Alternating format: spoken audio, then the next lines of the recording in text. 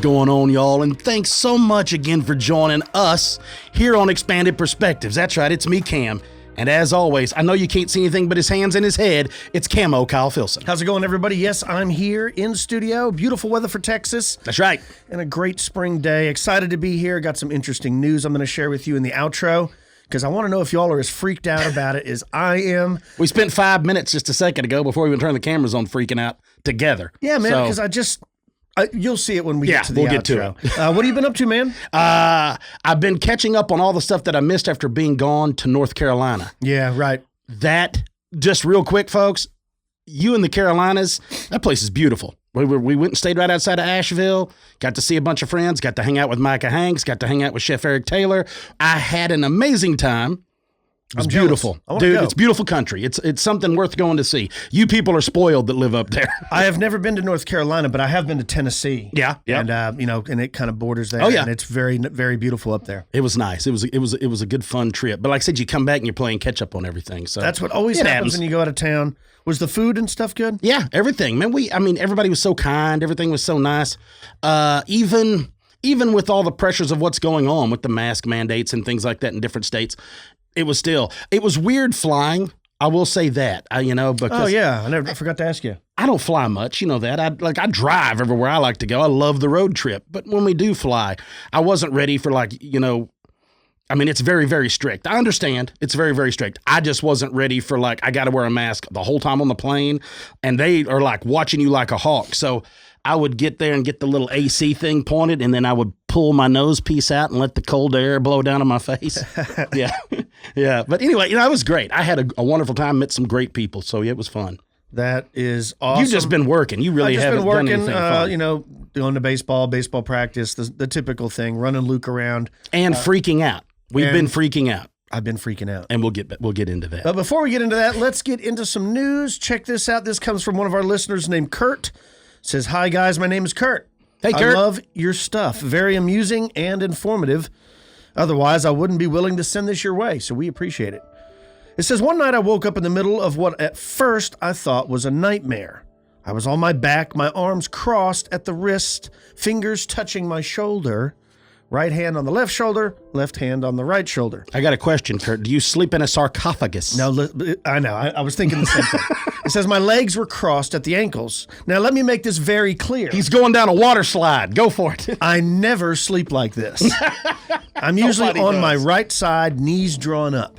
Unless you're a vampire. Now, I already know where you're going to go with this. The old hag routine, right? But I think you'll soon see that this was being very different. Now, I will admit to having difficulty breathing at the time, really difficult, and I had company. There was an attractive dark-haired woman to my left side, on her knees, speaking to me very lowly. I slept on a very thick futon on the floor. She was trying to wake me up and telling me to just breathe. On my right side was a man, also dark-haired. He didn't like me, and I had the feeling there was some kind of physical resistance on my part that he was the recipient of. He was talking to her, talking about just letting me die, that I had hurt him in some way. She was telling him to shut up and to stay out of the way, and trying to get me to breathe.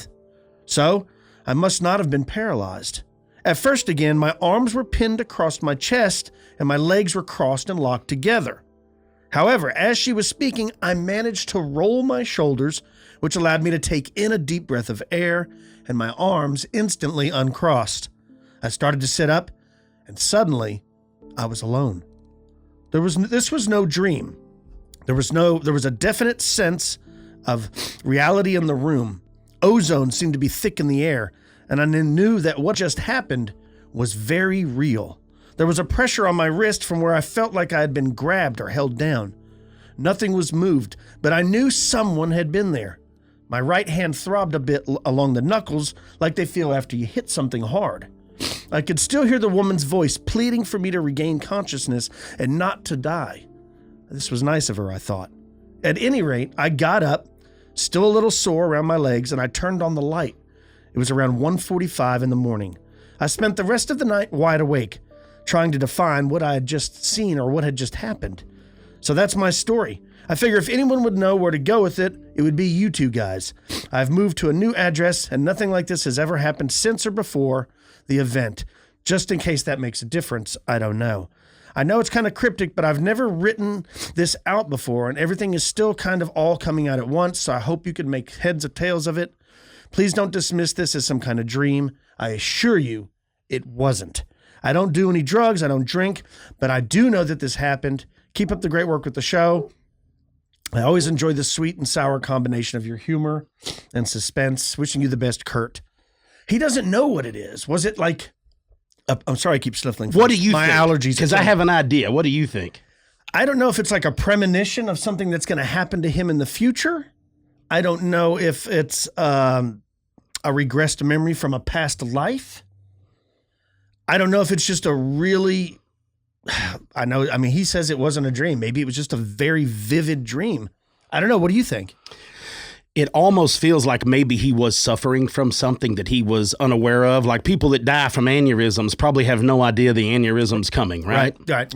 It makes me feel as if maybe these were distant relatives, or maybe the dark-haired woman was a distant relative. Maybe he didn't make out the face. Maybe it's a relative so distant that he has never met this relative. Like maybe this person died 100 years ago.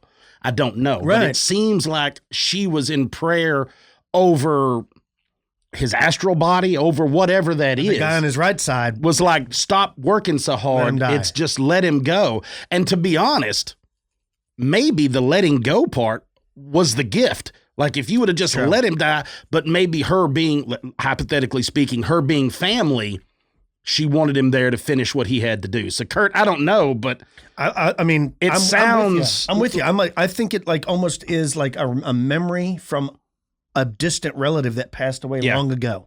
Or it almost sounds as if like he was in another plane. Well, we talk about the multiverse all the time. There's an infinite number of Cam Hales. Maybe in this parallel universe, Kurt was dead. Yeah. Dying. Yeah, maybe. Yeah. Crazy story. Yeah, it's... But not as crazy as the story you have. Oh, I won the headline of the week right here with this, right? All right, let's hear it. So I'll lay out how all this stuff started. It started because I've been looking into a lot of troll stories. I am people hating on stuff? No, not those kind of trolls. Like bridge trolls, road trolls. Yeah.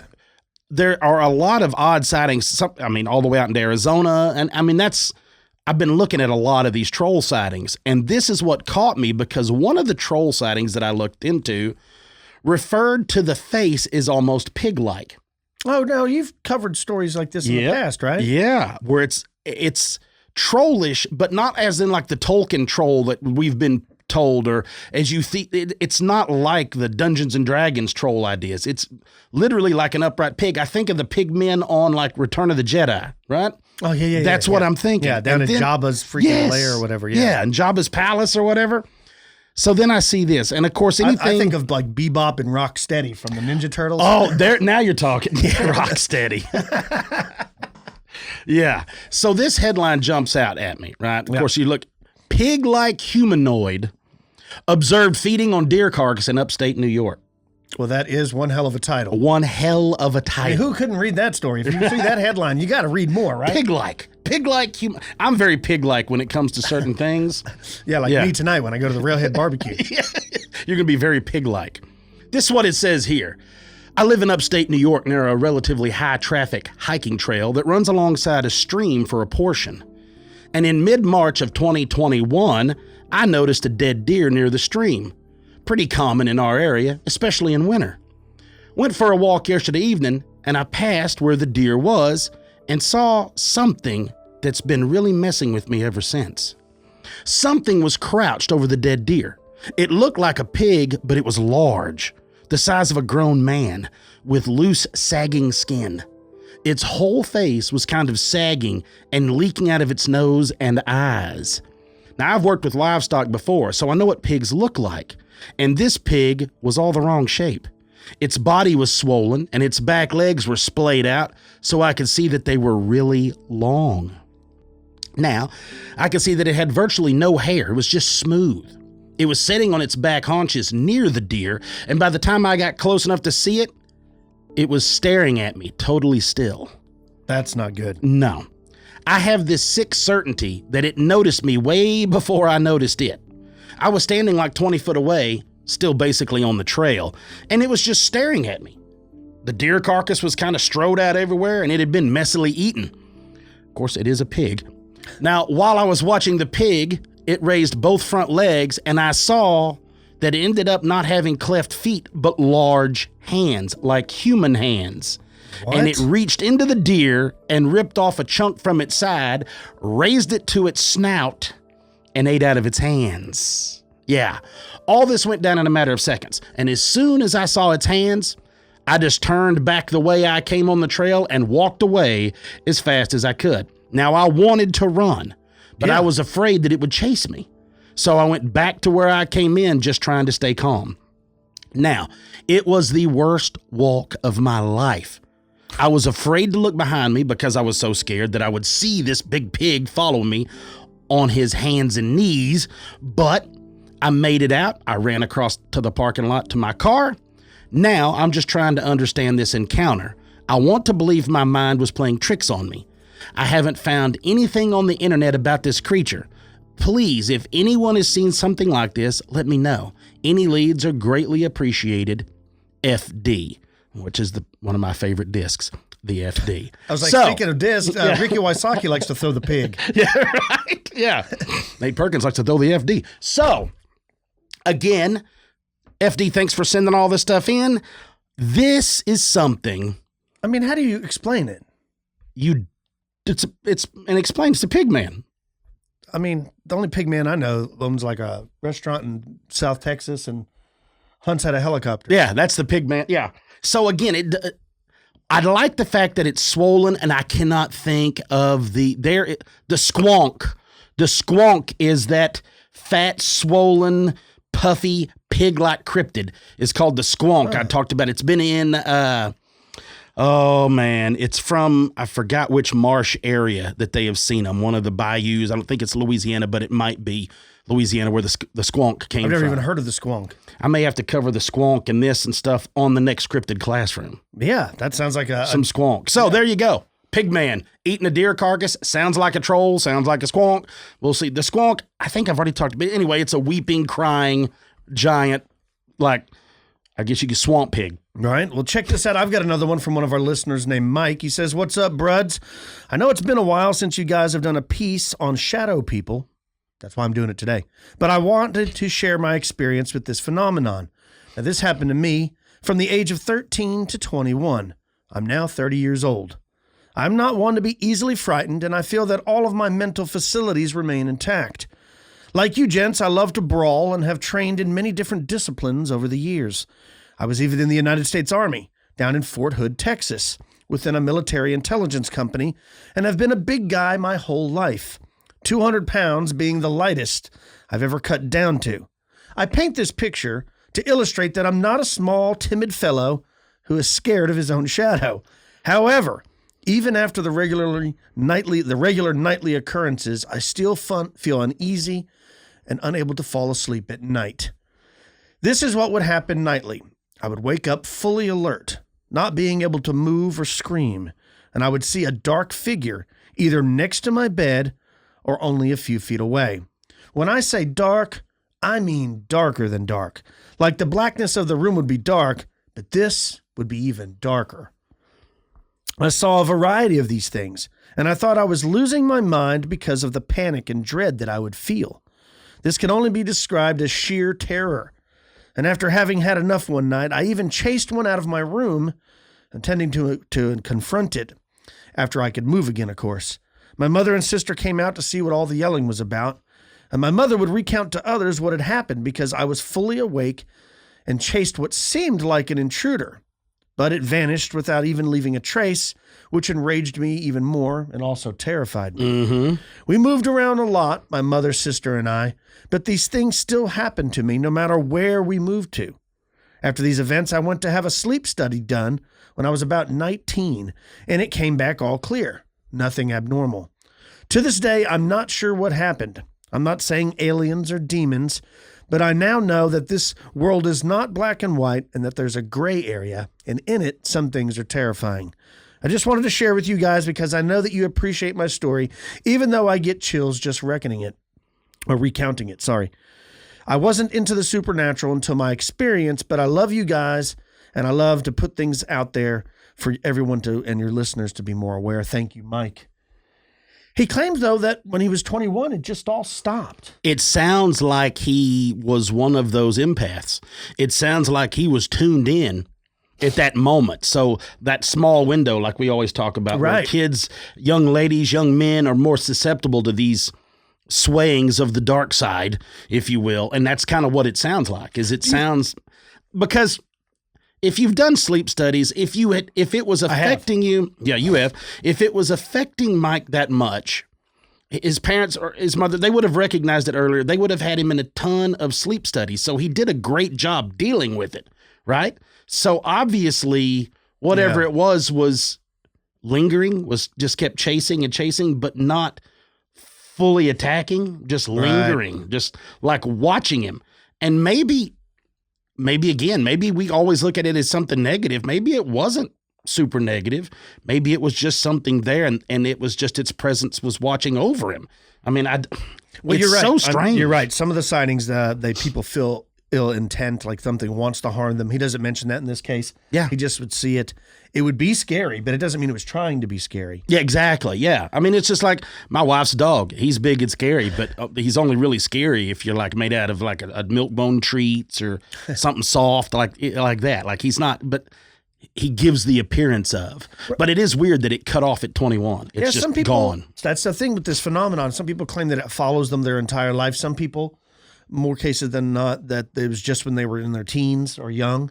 Mm-hmm. It's almost like, if this is a demonic force, is it preying on children and young people because it knows they're more susceptible? Like it could turn you to the dark side. And once you're an adult, you're like, I don't know. Yeah. If that makes sense or not. But maybe it prepared him for what he did in the military. Like, I mean, it's one of those things that once you cross that line and you have those experiences, it changes people completely, and it prepares them for more than they're realize, I think, at the time. Yeah, I agree. Well, thanks for writing that in, Mike. And you were mentioning that we haven't done an episode on shadow people in a while. So that's exactly what I'm going to be talking about today. Let's take a break. And when we get back, I'm going to be talking about some scary shadow people sightings. You're listening to Expanded Perspectives.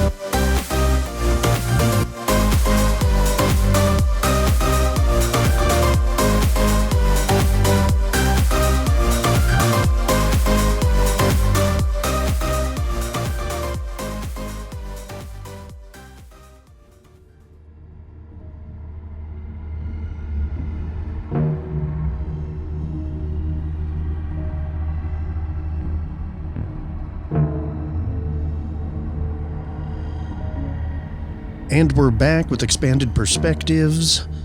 I hope everybody's doing good out there. As we mentioned before the break, I'm going to be talking about shadow people sightings that many of our listeners have sent in to us over the years. This is one of those topics where I don't really know what people are seeing. Is it associated with sleep paralysis? Yes, it is in some cases not. Some people feel that the forces, these are demonic forces.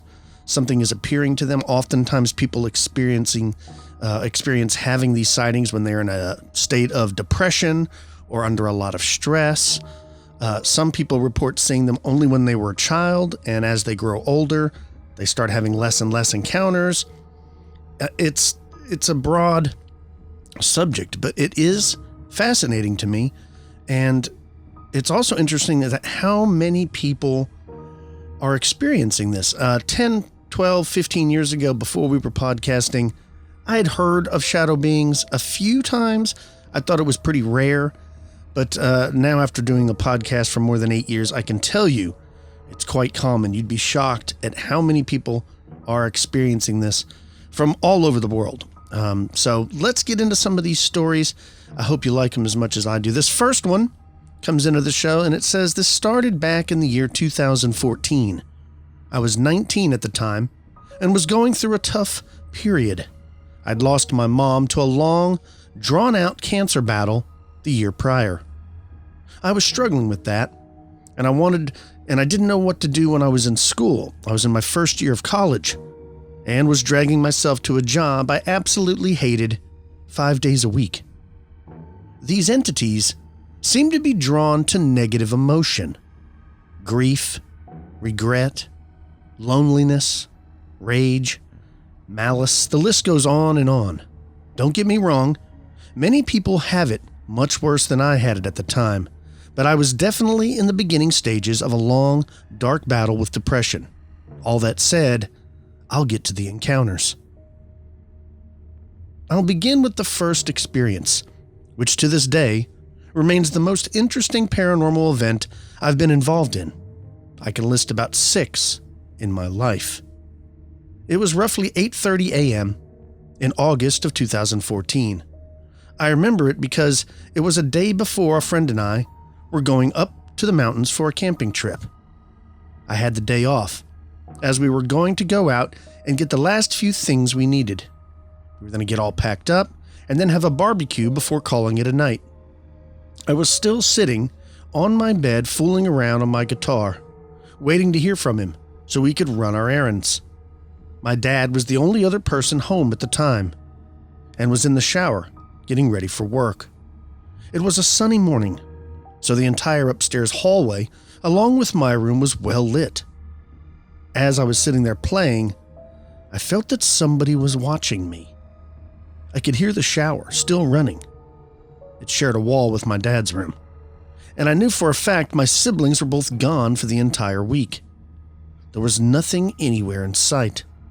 So I go back to riffing around, and about a minute later, the feeling was still there. I scanned the room, and boom, there it was. Leaning in from the hall, one hand on the side of the doorway, the other arm dangling down the side of its half-exposed torso, was a roughly 6-foot-tall silhouette of a person. It was about 75% opaque. Imagine you're fooling around with the opacity slider on a photo editor. That's the only way I could describe it. And it had 1 foot that was in view. The rest was behind the wall, still in the hallway. It had no discernible features, yet I somehow know that we made eye contact. This went on for what felt like 30 seconds, but in reality was more likely only 10. Neither of us moved for the duration. The only sound was from my dad's shower. I felt an incredible sense of calm come over me. The shadow gave off a sense of curiosity. Nothing malicious, nothing intrusive. Nothing was going through my mind other than wanting to communicate with it somehow. Instead, I kept silent, feeling that if I made a noise, this thing would leave. Now this sounds odd, but without verbally or physically communicating, it acknowledged me. And I it. Then it took its hand off the doorway, turned and walked down the hall. I wasn't paralyzed in fear or anything, but I gave about 5 seconds before I got up to check the hallway, which, of course, was empty. I felt like it was just checking up on me. And I can't stress enough how serene the whole encounter was. I was completely calm, at total peace in those moments. I didn't tell my dad or anyone at all until I left my girlfriend at the time and my best friend, the guy I was going camping with. I let them know that maybe about this story probably a month or so later. The entire situation was clear as day. I'd been up for 2 hours and was actively engaged in my guitar. So I was completely lucid, and I won't attribute any of this to being tired or groggy. I can't get over how surreal the whole thing was.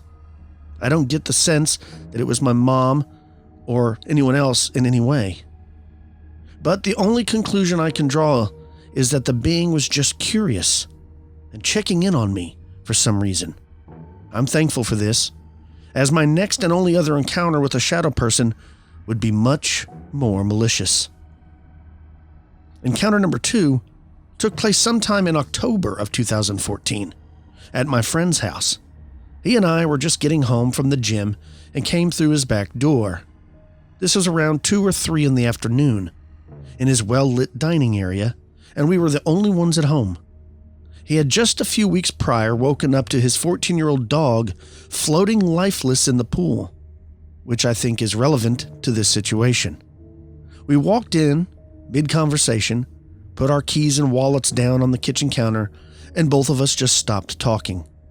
I don't know how, but we both had a sense that something wasn't right.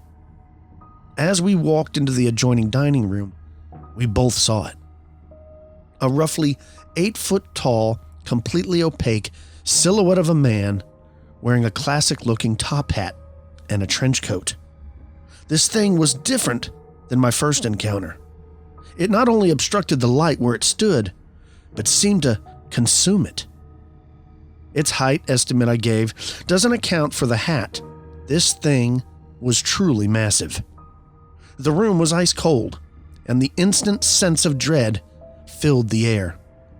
This one too had no discernible features aside from the hat and the coat outline. We both were locked in its gaze. The encounter went on for about 5 seconds, and then the being floated a foot or so off the ground and vanished before our eyes. Once we'd checked the whole house and collected ourselves, we sat down and confirmed that we both saw what we saw and felt what we felt. This felt ominous. This felt like a warning, which I've read that the Hat Man can often be. Yet nothing happened to either of us in the immediate future. I can't get over the feeling of dread in that room, though. It was as if the entirety of human suffering was encapsulated into a corporeal form and placed right in front of us. It felt like it was amplifying our negative emotions at the time.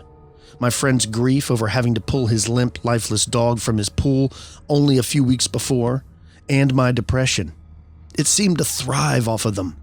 Nothing physically happened to either of us, but we both had the feeling that it wanted to. It could have touched us. We both felt completely drained once it had dissipated, and we couldn't shake the sense of sadness for a while. My friend had never experienced anything paranormal, so this shook him to his core. It took a while for him to get over it, while I was more just curious afterwards. Why did this happen so close to my other encounter? And why was it so drastically different? I still can't answer these questions, but in the years since, have been engrossed in learning all I can about shadow people. These are the events exactly as they happened from my perspective, and would love some feedback if anyone has similar experiences. I know there will be doubters out there, and that's fine. These things sound like a badly written creepypasta if you've never had them happen to you. But yeah, thanks. Hopefully your takeaway from this and that all of these experiences are not bad. The feelings I had from that first one have never fully left me, and I'm very thankful for it to even have happened. So wow, man, terrifying story in the second case. The first one, he said he felt like it was just something checking up on him. But yeah, I don't know what they saw, but I've heard other people talk about how they're not always malicious. Very cool. Okay, let's get on with the second story. Check this one out. It says, "Hey guys, first off, I want to thank the both of you for your amazing show. It has helped me through some very difficult times. Every time I listen, I walk away entertained and enlightened. I've heard you guys do multiple shows on shadow people, or the Hat Man, and I finally feel like sharing my encounters with the two of you. I was at a very low point in my life when I first saw a shadow person, or figure, or thing, whatever you want to call it.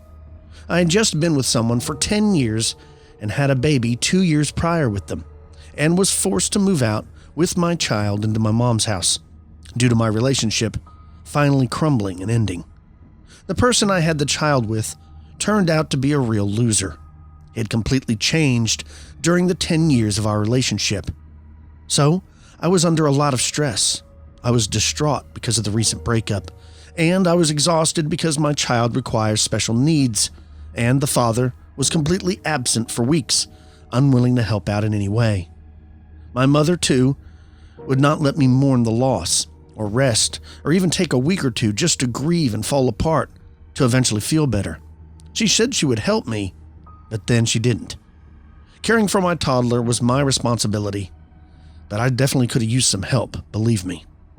So, I had a couple of nervous breakdowns already, before being visited.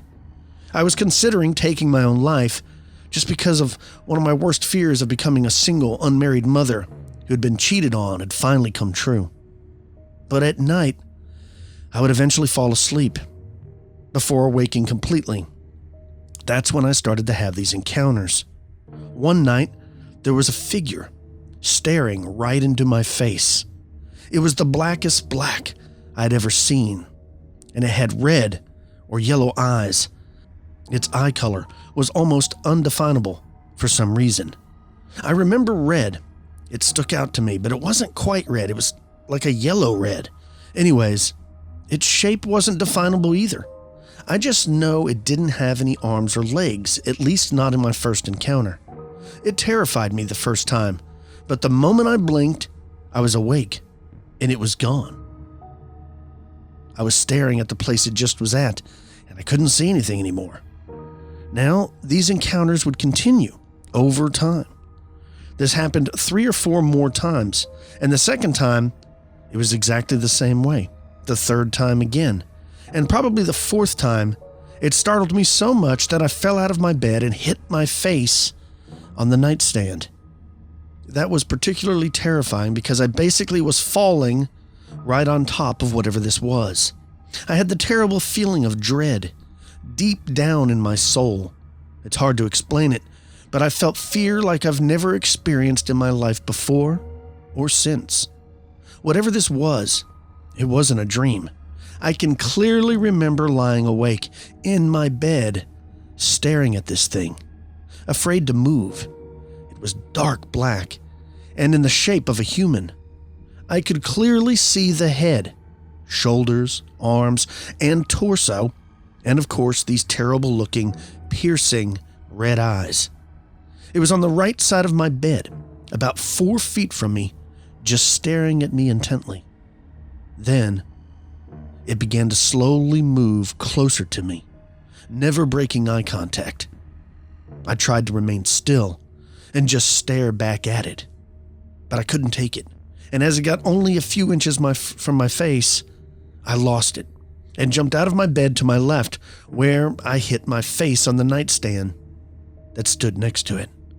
After I stood up and screamed, it was gone. Nothing was in the room. I slept with the lights on for the next few months. I got a black eye from that, and 2 small scars above my eyelid and under my eyebrow that still remain. Ever since then, I haven't seen the figure again, but there still are times at night I feel things in my room, where even closing my eyes, I can see exactly where all of my furniture is in my room, and I can feel and see where these presences are. I tend to block them out. I sleep a certain way to avoid looking at the side of the bed when I wake up. I like to keep my eyes closed tightly, and I even cover my eyes with something so I don't see the light in the room, even with my eyes shut. I don't know what they are, but I think they feed on negative emotions. Either that, or feel concerned, or are warning us to get out. I knew I had to get out of my mom's house because she is emotionally abusive. I don't really understand what these things are, but mine might have felt concerned. It was just shocking to see something like that standing right next to my bed, right up to my face. It said nothing. Before seeing it clearly, I almost thought it was a child. I wish I knew why it was there. Again, thank you guys for all that you do. Your friend, Ashley. Well, thank you, Ashley. I don't know what you saw either, but I do like the idea of like this thing. is trying to help you. It's trying to scare you. It's giving you a warning sign to get out of your mom's house. She's abusive. Your partner that you recently left is abusive. It was telling you to make a change in your life. I mean, that's a pretty cool concept. Or it's a demon and it's trying to kill you. I don't know which. But interesting story nonetheless. Let's check out this next one. It says, my experience takes place when I was around 6 years old in the late 80s.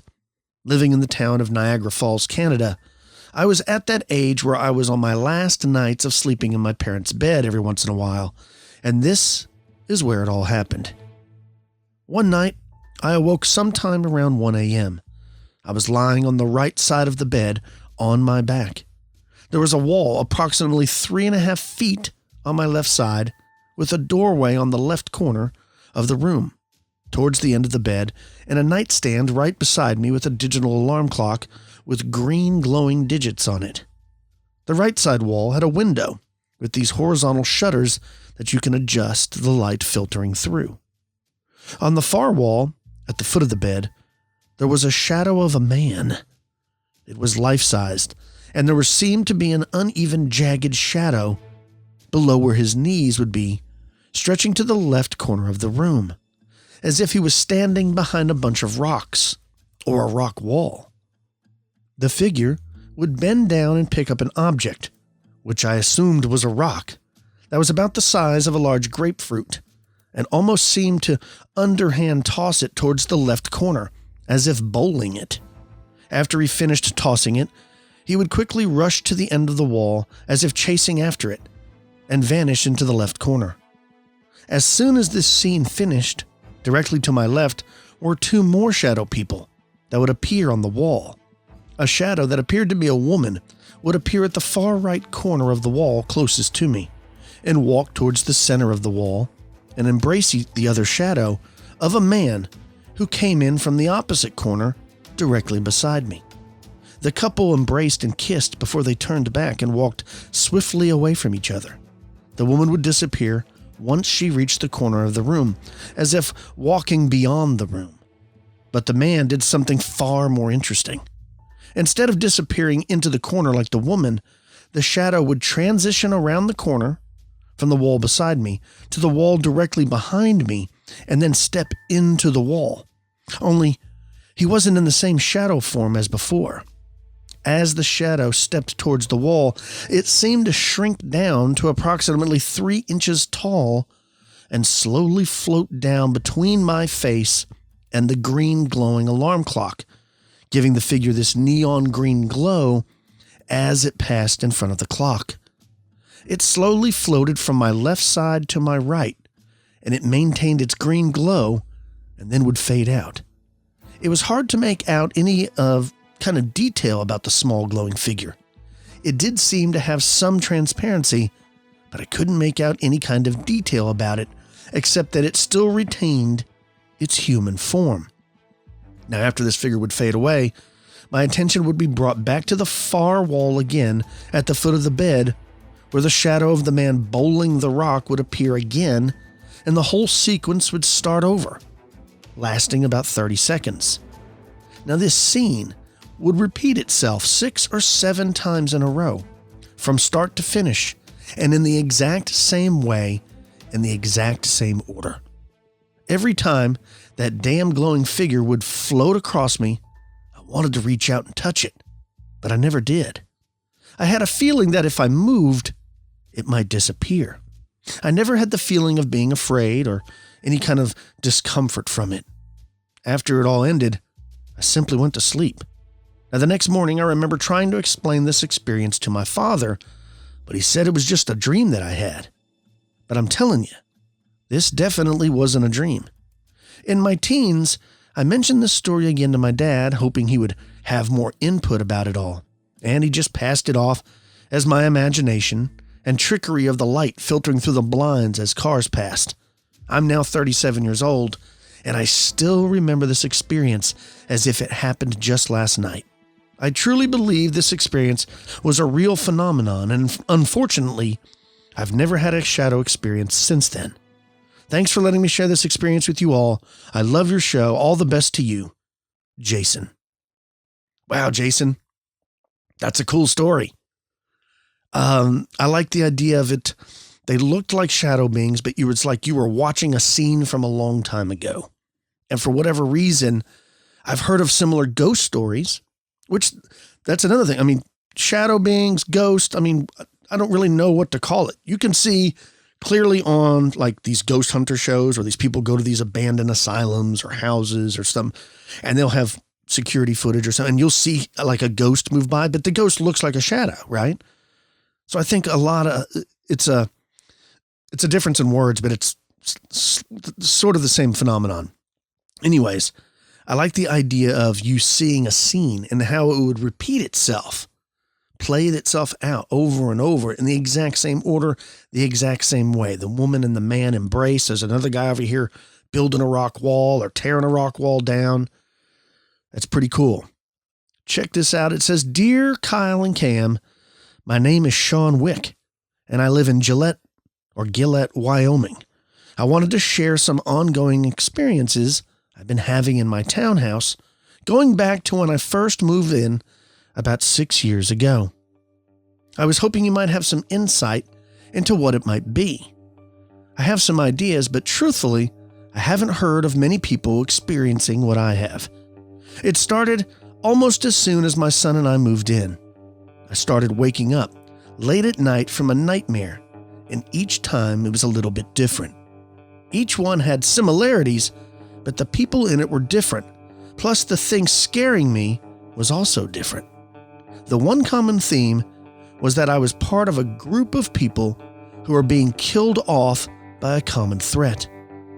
One of the first nightmares was being trapped inside an old bar with my friends, and it caught fire. I was the only one who survived. Sometimes I would be in a suicide cult or hunted by a serial killer. No matter the differences, they always ended the same. I survived, but everyone with me would die. They were uncharacteristic of the typical dream or nightmare I would normally have. The strangest part for me was that when I woke up, I would have a migraine, and I would wake up from every single one of these dreams. I went from having a migraine once a year to every couple of weeks. I thought that perhaps fear was the cause of the headache, but these dreams were the only time they ever happened. Then I thought perhaps there was some type of gas in the house affecting me, but my son wasn't affected at all. I went as far as getting CO2 detectors and having a friend check for radon. There was nothing. My house was clear.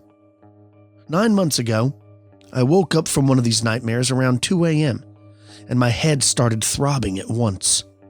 I needed some ibuprofen and answer nature's call, so I jumped out of bed and walked to a floor lamp that was at the foot of my bed to the left. To the left of the lamp is my computer desk, and the lights of the modem gave off a soft glow.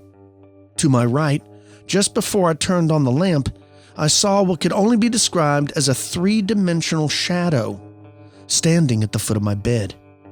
It was shaped like a person who stood around 5 foot tall, and the craziest thing was, the shadow was void of all light. My room was pretty dark, but this shadow was much darker than that. I had a panic, half-asleep moment where I thought I found an intruder in my home. I glanced to my left just long enough to turn on the lamp. When I looked back, it was gone. Right then, I heard pounding footsteps at the end of my hallway outside of my bedroom, and then go up a small flight of stairs. However, my bedroom door was still closed. I ran to the right, a couple of steps past where I saw the shadow, and swung open my bedroom door. I flipped on the hall light, running straight ahead, then turned right to run up a small set of stairs. I searched my entire house, leaving every light on as I went. There was no one in my house, including my son. He was staying over at my mom's house. All of my windows and doors were shut and locked. There was no physical person that had been in my house that morning. Soon after, I saged the house and had a friend pray for blessings. I still have the nightmares with headaches, but only every once in a while. My house had some haunted activity. Things will move or I'll hear strange sounds I can't identify, but then none of this activity seems malevolent to me.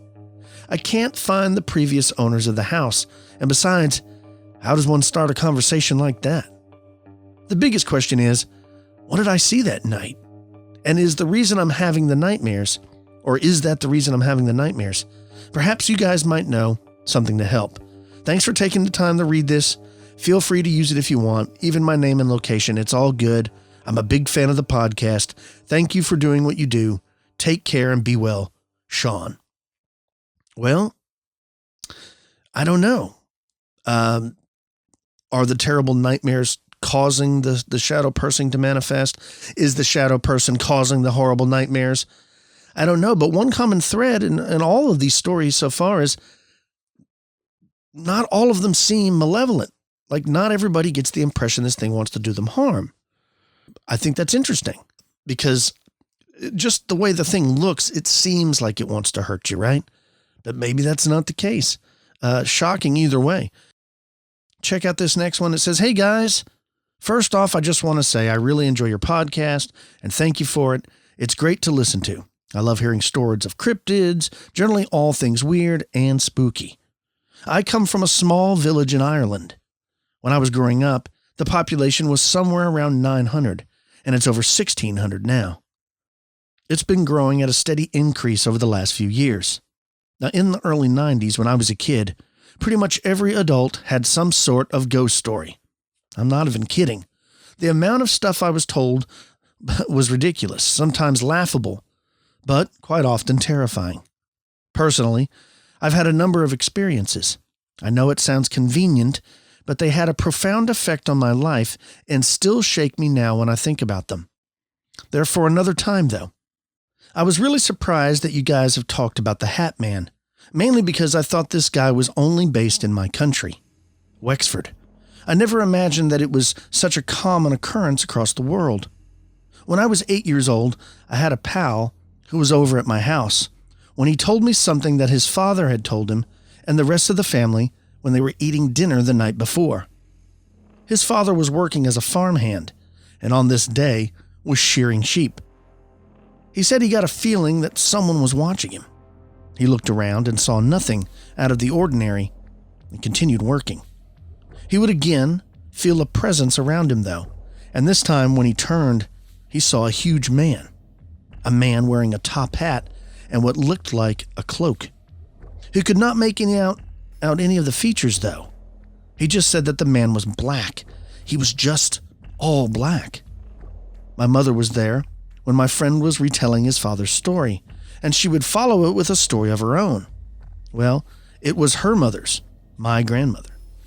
She told us that her mother had often spoke about seeing and being followed by a man in a top hat and cloak. My grandmother was not from the village where I lived. She was from a town 9 miles away. It's a decent-sized town, I guess, and it has plenty of its own stories there, too. Her house was located in a little cul-de-sac that was at the back of an old supermarket. There was a shortcut to her house, a small, narrow alley that stretched the length of the store all the way past her house. There were no lights on the actual alley itself, and the walls on either side were pretty high, for the most part. So when it was night, and it was dark, it was really dark down that alley. The only light you could see was the light back down at the end that shone in from the road where the store was. My grandmother was playing bingo one night, and sure enough, like any other night, she walked up that alley to get home quicker. Halfway up, she heard footsteps behind her. She stopped and did something she always advised her kids against doing. She turned around to see what was there. But there was nothing. There was nothing there. The long, narrow laneway was completely empty. She began to walk again, and once again she heard something behind her. She turned, and this time the Hat Man walked out of the shadows and stood there tall and menacing, a dark silhouette that almost blocked all of the light at the end of the alley. She told my mother that she asked him what he wanted, and something else. He didn't answer, though she had just turned back and walked home. I'm not sure if she ever saw him again. She was old school, though, and hard as nails, but on the inside, she was a cushion. The next time I heard something about him, I was around 20. I was having a few pints with some friends. There was a lock-in, which there normally was and is in the pubs in my village. When we sat down at a table where some old stories were being told, a guy got to talking. Now this man is straight as they get. He's a no BS kind of guy. A country chap who worked his butt off during the week and enjoyed a pint on the weekends. He said he was walking home one night. It was black, dark. Man, once you get off the ferns in my village, well, back then, at least, there were no lights to the next town or village. So, he's walking home when, just like my grandmother, he heard someone walking behind him. He stopped and looked back, and this happened several times, to the point where it sounded like the footsteps were right behind him. He stopped and looked back again. There was nothing there. He turned back to face the way he was going, and there, standing in front of him, was a tall man with a top hat. He said the man was jet black, so black that he was even more dark than black, and the blackest of nights he was darker than that. He said the darkness surrounded him. He was frozen, terrified that the hat man walked past him and said nothing, disappearing into the night. The guy who told us this was visibly shaken by what happened and had nothing to gain by making something like that up. We even walked with him home that night. I heard 2 other stories about him, but they are different. He is far more aggressive in them, and I'm not sure whether or not I can believe those sources. I have many stories, guys, that I could write a book about him. Like you, I don't really like the paranormal side of things, though. I like Bigfoot because I've heard you say he's out in the woods far away from me. But the paranormal, I have no problem saying this, it scares me. I could write another book and base it on my own experiences, I swear to that. My teenage years, man, yeah, I had some pretty life-changing events that took place in those years. Sorry for rambling on. I know hearing all this sounds too fantastic to be true, but I really have been told so many things by so many people and that I could vouch for, that I most definitely believe that they believed what they were telling me was true. Ireland is a scary place. When you really get to it, when you let yourself go and accept it for what it is. I'm glad to hold on to so many different tales that cover so many different things, but it's also a bit of a burden. If you ever want to know anything else, just let me know. I'd be happy to share it with you. All the best. Peace, Shay. Well, thanks, Shay. Pretty cool stories. I like that there's other people like friends and grandmothers and stuff that are sharing this experience. That lets me know that this isn't something new. It's not something that's happening now, that this has been going on for who knows how long. People are experiencing these things. I've spoken to people in person that have had shadow people encounters or hat man encounters for whatever reason. Why is it have a hat on? Why does it wear a cloak? I don't have any answers for you, but I do like the stories. Let's take a break. You're listening to Expanded Perspectives.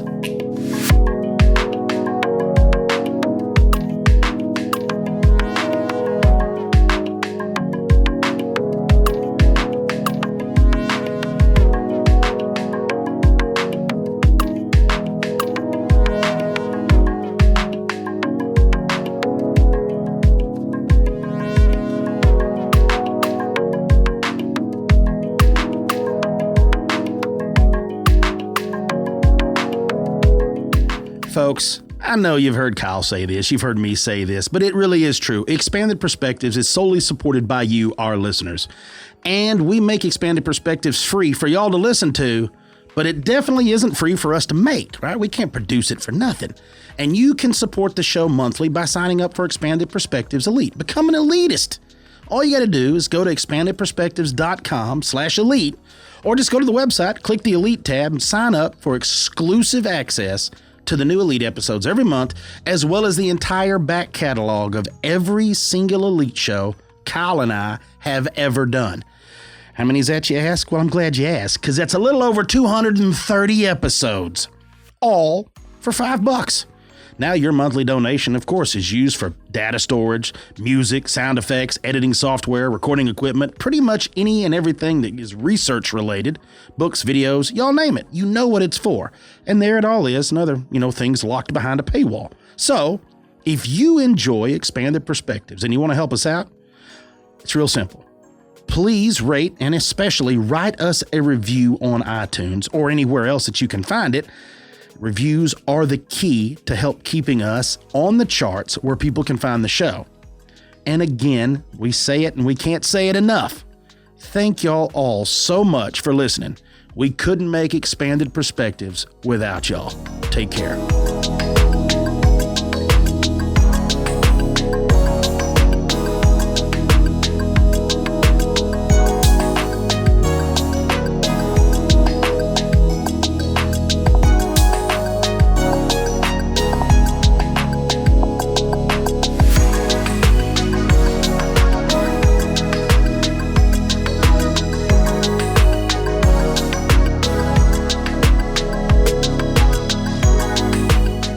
And we're back with Expanded Perspectives. I hope you like those stories, even though they are scary. I don't like shadow people stories, bro. Man, it's a terrifying phenomenon, and it happens not just here, but everywhere. We've gotten sightings from all over. I know that we've got emails from somebody in Poland. I got an email one time from somebody in Malaysia.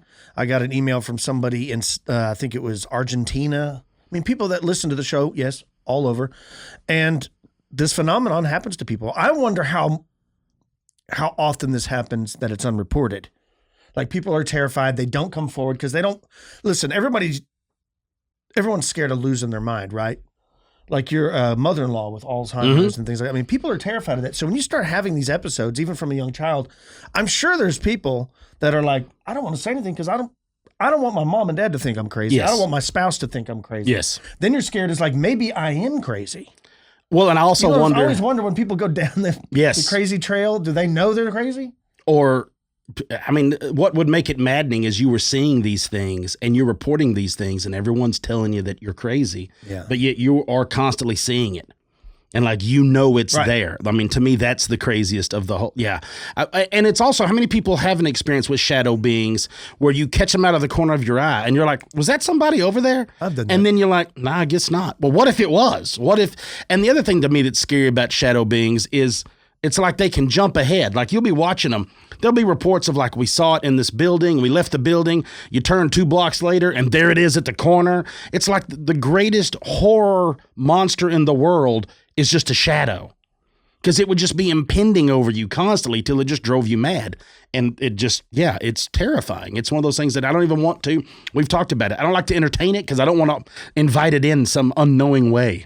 Yeah, well, I agree with you. And that's another reason why I don't go like looking for ghosts or things like that, because I don't want something like that to attach itself to me and then bring that home. That's all I need, right? Yeah. Is a time. But you don't hear shadow beings being sighted while people are camping. You never hear it while people are out on the beach. Also, too, though, but like when they're having fun. You never hear anybody go, man, you see all those shadow beings out there at Disney World? Yeah. Man, while we were like wakeboarding, I was jet skiing. Yeah. I saw a shadow person. I've never seen one snow skiing. Slalom skiing. Yeah, they don't like fun. They like it. And all jokes aside, it's probably, too, due to the fact that they want to separate you from the group. It's way easier. I mean, like, what's the easiest way to do anything? Any predator separates from the herd, breaks one out, peels one off, one alone, and then you can do stuff with that one. Yeah, that's why I think they appear or reveal themselves when you're at your most vulnerable, at night, in your bedroom, when you're in bed. And like we talked about younger, like what Mike had even written in at his younger age. Yeah. It was like, he's not near as impressionable at 30, seeing the things that he's seen and grown. I mean, like, you get to be an adult, male, female, whatever. When you get to be an adult, you've seen some stuff. So it has to be even more terrifying to hit you with that and it to make a difference. So speaking of terrifying, I kind of alluded to this at the intro, at the beginning of the show, that something that's been freaking me out. Folks, I got a small clip here. He's been ear beating for a while about this. I've heard how freaked out he is for quite some time now. There's been new information, new video and photos released by the government showing UFOs. Yep. Flying around our warships. And dude, I have to tell you, it's freaking me out. I got a little clip here. Let's play it. Let me get my headphones. Yeah, I got to listen. I can't play it on here. All right, let's do this. Just a few days ago, the Pentagon confirmed that a 2019 video of a UFO sighting is actually real. It was a UFO. The video shows a pyramid-shaped object flying over a U.S. Navy destroyer. This is the very first time the public has seen video from this incident. The UFO footage was leaked to a filmmaker called Jeremy Corbell, who joins us tonight to explain all of this. Jeremy, thanks so much for coming on. Tell us where this was shot. What are we looking at here? Yeah, so I obtained and released videos and photographic evidence of UFOs swarming our warships. So the green video is night vision. That's from the USS Russell. It wasn't just one pyramid-shaped craft. It was multiple. These were swarms. I also released with my mentor in journalism, George Knapp, also released from the USS Omaha, which looks like thermal imagery. He released 3 photos the day prior to mine. So we're trying to get this out to continue elevating the conversation, because it's very important we have it right now. Yeah, you think? I mean, those are not weather balloons. Those are clearly autonomous aircraft of some kind that are, as you put it, swarming U.S. military craft. So these are there are two options. Under intelligent control. These are craft under intelligent control, and they're flying with impunity, Tucker, within our airspace, and they can outmaneuver, outperform anything that we seem to have. Their mode of transportation seems magical to us. It's unbelievable, and now finally we're having a rational, sober discussion about this, because we don't know what these are. We don't know the nature of the technology. We need to find out who's operating them, and also what the intent is. So it's a really exciting time to be learning about UFOs. You can because turn it off. now we're having a complete. I mean, that's the gist of it. And I know people are dying to see the footage. I'll put links to it in the show notes, and you can watch it. The clip isn't very long, but I mean, like what Jeremy's talking about is 100% right. Yes, I think we should be more worried about what's going on. I don't necessarily know that extraterrestrials have bad intentions for humans. I don't know that. But I do know that, like Stephen Hawking brought up years ago, anytime a civilization runs into a new one, it never works out good for one of the civilizations. Never. Yeah. Never. They are appearing. There's a lot of questions I have. First of all, why are they revealing themselves now? Like, it just seems like over the last 2 years, 3 years, they've been ramping up whatever these are. They're not hiding anymore. Where before, or this is just me growing up, you hear the stories of UFOs, people see them, you had all these sightings, but the government, didn't really come forward with a lot, even though I do think that they know a lot more than what they're letting us know. But for whatever reason, now they are saying, like, look, this is real. We don't know what it is. I think we should be a little freaked out about it. Like, you watch the movie Independence Day, when the spaceships arrive, that's kind of what's happening, but just not in a Hollywood dramatic scene where it rolls in through the clouds right over the city of New York. These things, whatever they are, they're not worried by our warships, which, I mean, we have one of the best militaries in the world. They're openly just like saying, hey, here we are. What are you going to do to stop it? What are you going to do about it? Yeah. Have they always been here? How have they been here? When did they arrive? Did they arrive thousands of years ago? Did they truly arrive in the 50s with the beginning of the atomic age? Apparently, they come out of the water. So, I mean, I think that could be where they are. I have so many questions. I have a feeling, not to cut you off, but I have a feeling like they've been here a long, long time. And the only reason I say that is because thousands of years ago, there's way fewer people, there's way less travel because there's way fewer people, and there's way less ability to share information. If it's not verbal, it doesn't get shared, right? Sure. And then the account we know changes over time. It was easier to hide here back then. What if they're refugees from another planet? This is where they've chosen to hide from whatever scared them off of where they are. I mean, it's possible. Like I said, we don't necessarily know they have bad intentions for us. Yeah. But if they could do what they're doing now, then we would stand no chance against it if they decided they wanted to fight. But they seem unimpressed by our military power. Yes. They're basically showing themselves They're not showing up at a T-ball game. No. They're not showing up at a circus, even though circuses don't really exist anymore in the States. They're showing up to war machines, warships, I'm sorry. Yeah. And they're not showing themselves just in the middle of the fields. Is the government coming out with it now because they know that there's some big event about to happen? I don't know. But I do know, instead of worrying about the coronavirus, instead of worrying about the masked singer, instead of worrying about who one of the Kardashians is dating, we might want to pay a little attention to the extraterrestrial force that's arriving and revealing itself on this planet. This lingering around. And my other question is the military now actively pursuing the hot spots of where they know they're going to have these encounters, and now we're encroaching on them? Hence the reason we're getting more footage, we're getting more interaction, is more and more people are like, oh, well, we know they're over here, let's go look over there. If that's what's ramping it up. Because we've already heard all the stories. Everybody listen, if you haven't, anything that Commander Favor has talked about is unsettling. When you hear about these masses from the 90s coming up out of the water and taking things down. So we know it's been active. It feels like the movie The Abyss. It's freaky. And, and now that we know that this is a real thing, I mean, it begs the question, like all the stories you've ever heard about abduction. Every bit of it. It's probably real. I mean, yes. If it looks like a duck, it quacks like a duck, it's probably a duck. Yep. So let me point out one more thing, that they may not be here for bad intentions. Maybe they're here to actually help and save humanity. And what I mean is, just follow, this is just a theory. With all the craziness that's going on in the world right now, what would make mankind bond and step together is to face an otherworldly force. Like, it would make us come together. Like, remember the famous speech Ronald Reagan gives? Yes. Like, all of our differences with one another would soon go away if we had an opposing force to team up on. Team Earth versus Team them. Maybe they're revealing themselves to try to get us to be a team that they don't want to fight. They don't want to do anything, and then they're going to go away. They're just actually here, like... It's a good point. Interstellar ambassadors trying to say, look, you fools, you guys stop all the fighting. You kids, stop all the bickering. You know, like when you hear a bunch of kids fighting in the other room with a toy, you're like, look, what are y'all doing? There's more important things than the bickering. This is going to make us all come together. And once we do, then they're going to go away. Or maybe, again, like what you're talking, they show up and they show us, not by force or a proposed danger, but they show us, look, there's more to this than you're bickering on the planet. You're fighting, you're destroying Mother Earth, you're doing all this stuff. It's terrible. Like, wake up. Yeah, we'll show you. And because all it would take was one of them to show up to anyone, or let's say there's 200 or 300 of them start landing in different cities and start just giving people rides in the middle of the day. Just like, you want to go? We're going to go show you what Jupiter's like. We'll be back in 15 minutes.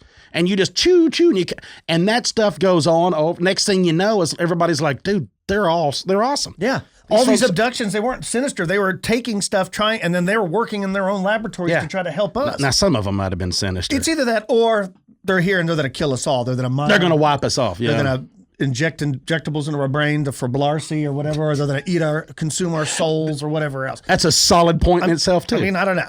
I don't know. I want to be optimistic. I'm going to try to be optimistic. Yeah. Hopefully. Me too. I'm trying to be optimistic.